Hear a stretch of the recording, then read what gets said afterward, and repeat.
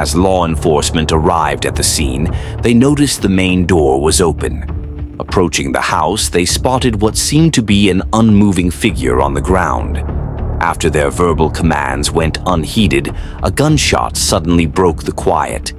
The Stockdales of Beach City, Ohio, like all parents, had their unique approach to child rearing. However, their exceptionally strict home rules may have contributed to the unfortunate loss of innocent lives that would ensue. The most puzzling aspect of the Stockdale family tragedy remains the lack of a clear motivation. To date, the perpetrator has not disclosed their reasons, and authorities have kept these details confidential. Nonetheless, we will delve into the unsettling particulars of the Stockdale family massacre. This case illustrates how profound darkness can exist beneath the surface of an ostensibly happy family, and how such darkness can build up quietly before suddenly erupting into violence. The Stockdales were a profoundly religious household that chose to distance themselves from urban life. Parents Tim and Kathy Stockdale, determined to instill strong Christian principles in their children, believed isolation from modern society was the best approach. They relocated to an isolated farmstead in Beach City, Ohio, where they raised their 4 boys: Calvin, Charles, Jacob, and James. Kathy was known to be an extremely strict mother, implementing rigid rules for her sons with consequences for disobedience, while offering modest rewards like radio program privileges for compliance. Our move to the farm was motivated by our desire to cultivate wholesome values in our children. Hearing gunshots in our neighborhood on moving day confirmed we'd made the right choice. Despite the strict environment, the family found joy in music, particularly bluegrass. The children displayed remarkable musical talent early on, with Jacob emerging as an exceptional fiddle player. Beginning at age 7, he quickly mastered the instrument before his teenage years. His talent earned him numerous accolades throughout Ohio, including the prestigious Ohio State Grand Fiddle Champion title in 2012, following a significant event that would later prove to be a catalyst for the impending tragedy. The family eventually established their own musical group, with each member playing a distinct role. Calvin on banjo, Charles handling mandolin, James playing upright bass, and Jacob showcasing his fiddle skills. Tim, their father, led the ensemble on guitar and served as the primary vocalist, though all sons contributed vocally at various times. The Stockdale children, despite achieving musical acclaim, faced significant constraints in their personal lives beyond their family band performances. Their parents imposed stringent rules, barring access to television, video games, modern music, and social engagements outside the family circle. Kathy's overprotective parenting style extended to romantic relationships, which she perceived as physically perilous due to concerns about adolescent pregnancies. Consequently, her sons were prohibited from any interaction with females, effectively transforming their ostensibly wholesome home environment into a secluded and restrictive space for all 4 children. The early 2000s saw the rise of a popular television program called Wife Swap, which featured 2 contrasting families exchanging mothers for a temporary period. The show deliberately paired drastically different households to showcase America's diverse family dynamics, while capitalizing on the inevitable tensions and conflicts for entertainment value. The Stockdale sons persistently pleaded with their parents to participate in the show. In 2008, Kathy and Tim made what would prove to be a pivotal decision by agreeing. Unknown to Kathy, this choice would set in motion a chain of events leading to her violent demise. For these children, I wish I could take them all home with me, she expressed through tears. Here's a rephrased version of the text. The boys struggled to express their aspirations when questioned, revealing their limited exposure to life's opportunities. Lori realized it's crucial for them to understand the diverse paths available in life and make their own decisions. I hadn't expected this to be so emotionally taxing. Committed to making a positive impact, Lori introduced the boys to experiences they had previously been denied. This included Kathy was her unwavering rigidity. Once she formed an opinion, she remained impervious to alternative perspectives. While Lori demonstrated openness despite being immersed in an unfamiliar environment, Kathy appeared incapable of envisioning a lifestyle without the strict regimentation she imposed on her children. Tim's unconditional support meant her decisions went unchallenged, and it's likely that many, if not most, of these stringent rules originated from him as the family's patriarch. By the way, I share true crime stories and new cases here daily, so if that sounds like your kind of interest, please consider following the Stockdale's journey. The wife swap episode in 2008 didn't appear to trigger any immediate changes in their lifestyle. As time progressed, some of the boys began establishing their independence. Calvin chose Hillsdale College in Michigan, deliberately distancing himself from his family's sphere of influence, and secured a teaching position at the institute.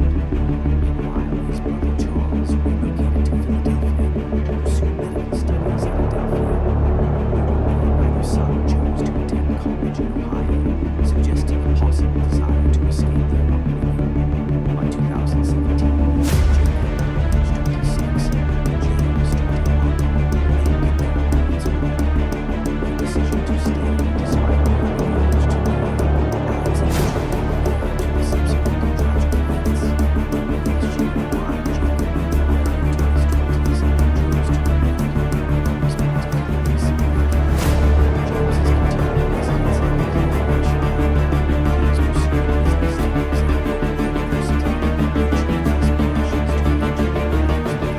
local university, nurturing aspirations to eventually the Stockdale family band persisted, though now reduced to a trio without Calvin and Charles. They maintained their performance schedule across the state, building a loyal following and releasing several albums. Yet, beyond the band's activities, Jacob had no apparent reason to remain in HVU's confined community. Perhaps therein lay the core issue. Jacob lacked direction. His identity might have been so deeply entwined with his sheltered upbringing that he felt paralyzed to move forward. While outwardly appearing stable, internal turmoil was building to a devastating crescendo. On June 15, 2017, at approximately 4:36, local law enforcement received an abruptly terminated 911 call from the Stockdale residence. Upon arrival, officers heard a gunshot and rushed inside to find Jacob with a self-inflicted shotgun wound to his head. Though gravely injured, he remained alive. The weapon lay beside him as officers continued their search upstairs. In the bathroom, they discovered the bodies of Kathy and James, both fatally wounded by shotgun blasts that had left them unrecognizable. Tim, fortunately absent from the property at the time, was understandably shattered upon learning the horrific truth. There could be only one explanation for the tragedy that had unfolded. Jacob had taken the lives of his mother and younger brother before attempting to end his own. His self-inflicted gunshot wound required immediate medical intervention, and he was rushed to a nearby hospital where medical staff worked to treat his injuries while everyone grappled with the incomprehensible nature of his actions. The investigating authorities struggled to establish a clear motive. As one officer noted, "While there has been some speculation about possible reasons, we're not prepared to discuss those aspects at this time. Our investigation continues as we work to understand the driving forces behind this tragedy." The exact moment Calvin learned about the brutal deaths of his mother and youngest brother remains unclear. In the aftermath, he released a heartfelt statement. "James, our youngest brother, has always been a catalyst of family fun. Aside from being a gifted musician, James enjoyed dancing and had an innate love of people. James was working on a business degree and hoped to go to the business side of entertainment. He leaves behind many friends and a family that love him dearly." Tim's statement followed, expressing his profound loss. "Kathy has been my beloved wife of 32 years and a wonderful mother to our 4 sons. She loved nothing more than being a mother and grandmother. She had a strong love of learning and was passionate about her Christian faith, natural health, and organic farming. Notably, both statements carefully avoided any mention of Jacob. The only subtle reference to him came in an earlier statement from Calvin, where he expressed gratitude to the medical center providing treatment, though he deliberately omitted his brother's name. Jacob's suicide attempt left him with permanent disabilities, blindness in his left eye and severe brain trauma, raising questions about his fitness to face trial. Law enforcement delayed pressing charges until his medical recovery, leading to a prolonged period of uncertainty lasting over a year. Finally, on September 26, 2018, Stark County Police formally charged Jacob with 2 counts of first-degree murder, setting his bail at $1 million. Shortly after, on October 9th, his defense team filed a motion to evaluate his competency for trial.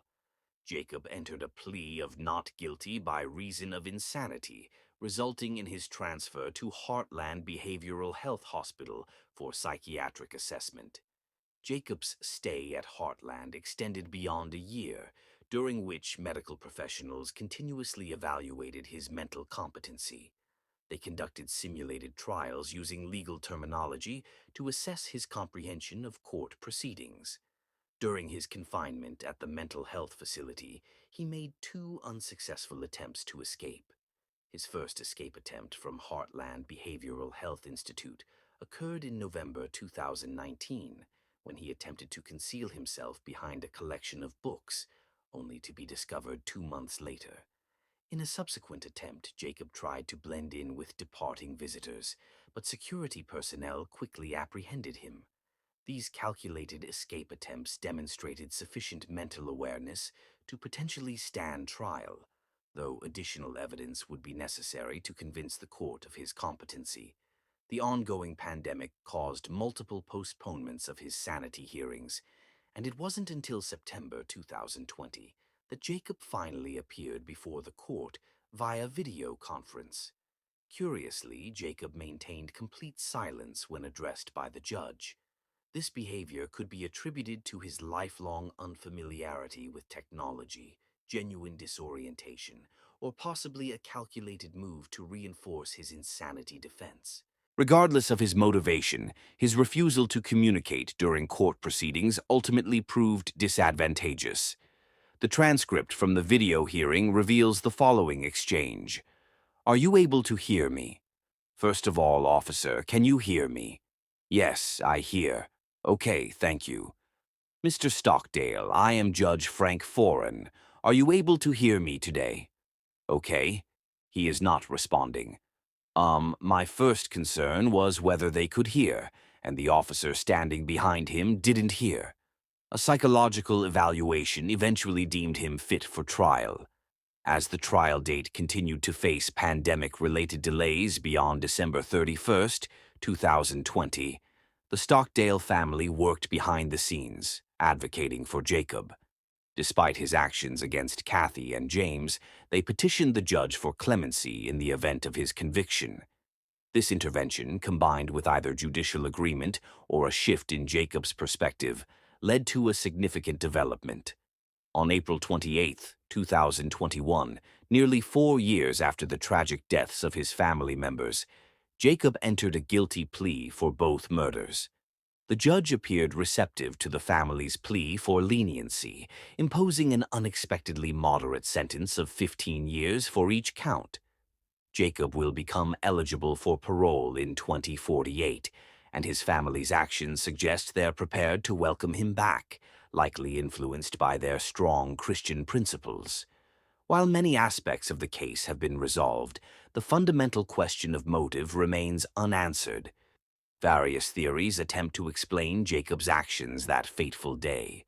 Mental health professionals have proposed that Kathy may have suffered from severe obsessive-compulsive disorder, citing evidence in her strict management of the children's daily routines and her particular approach to their diet. The rigid dietary restrictions she imposed could be indicative of this condition. Indeed, Kathy never permitted her. children to consume food prepared by anyone else. Even during outings, they never dined at restaurants. Instead, Kathy would meticulously prepare elaborate meals for the family to carry. The Stockdales were deeply committed to organic food consumption and embraced a natural lifestyle. There's speculation that Jacob might have inherited obsessive-compulsive tendencies from his mother, possibly developing a mental health condition that was severely exacerbated by his isolated upbringing. Kathy maintained a strict belief system where any form of recreation or enjoyment was considered sinful. She emphasized that life's sole purpose was dedicated work. Maintaining constant activity was viewed as the highest moral virtue. This rigid environment left Jacob with no opportunity to develop his individual identity. His entire existence revolved around his mother's guidance and prescribed lifestyle choices. Regarding his motivation for the murders, two primary theories emerge. One suggests that Jacob experienced a psychological break, leading him to seek violent retribution for what he perceived as years of maternal abuse. The alternative theory proposes that his primary goal was escape, and he chose to end James's life to spare his brother from enduring similar experiences. The true thoughts occupying Jacob's mind before he committed these acts remain a mystery. Until that fatal moment, he appeared to be a typical young man in his mid-20s, making his transformation into a murderer all the more shocking. A particularly poignant artifact exists on Kathy Stockdale's YouTube channel. The final upload features Jacob and James performing a musical tribute for James's 21st birthday. The song's theme centers on the anxiety of maturation, with James questioning whether alternative paths exist. The brothers deliver a heartfelt interpretation of Tall Buildings, posted exactly 3 months before the tragic incident. The video reveals no hints of Jacob's future actions. Instead, it showcases the profound brotherly bond they shared, a connection that paradoxically might have influenced Jacob's devastating decision. The video includes James's touching message, "I'm overwhelmed by all the birthday wishes from last week. My celebration was perfect, surrounded by friends and filled with beautiful music. What more could anyone want? Though I've reached 21, I'm hesitant about embracing adulthood. Isn't there another way? I really wish there was another option." The lyrics follow.